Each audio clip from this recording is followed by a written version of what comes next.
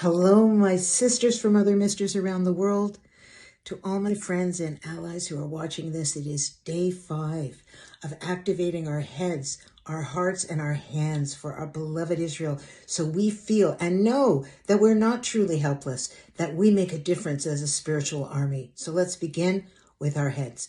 To begin with, because Shabbat is coming, you should recognize that it's a 25-hour opportunity for you to see yourself as a human being, not a human doing. In our culture, too many of us associate our value with productivity, but the truth is, you are valuable just because you woke up this morning and drew breath. Do you understand that you do not have to hustle for worthiness? Shabbat is a weekly reminder that we are human beings and that our value is not necessarily tied to productivity for today, for one Shabbat. Can you see yourself as that human being and not just a human doing? And then with our hearts, with our spiritual life. Jewish women around the world bring in the Sabbath with candles. We bring it in with candlelight. One of the things that does is both literally and figuratively lights up the world, and it connects you to a chain going back and back and back and back, so that you are figuratively holding hands with all of our foremothers. It gives you tremendous strength. You are standing on the backs of giants today. Can you try and look up the proper time for candle lighting and light at the appropriate time?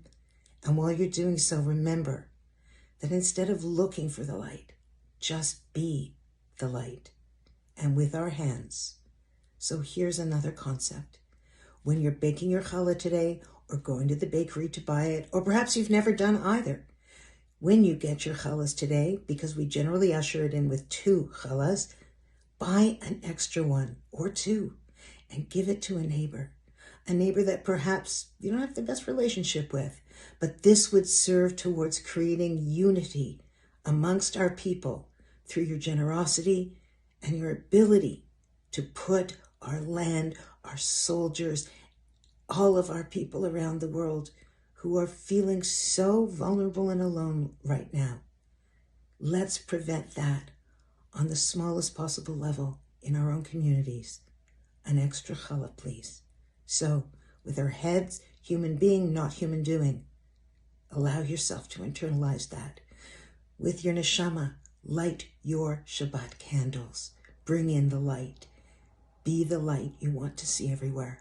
And last, make sure that your hands go and buy an extra challah or make extra challah for a neighbor who really could use your comfort. May we have a peaceful Shabbat and see our soldiers return and our hostages return, and all the broken hearts of our people around the world should be mended. Amen. Shabbat Shalom.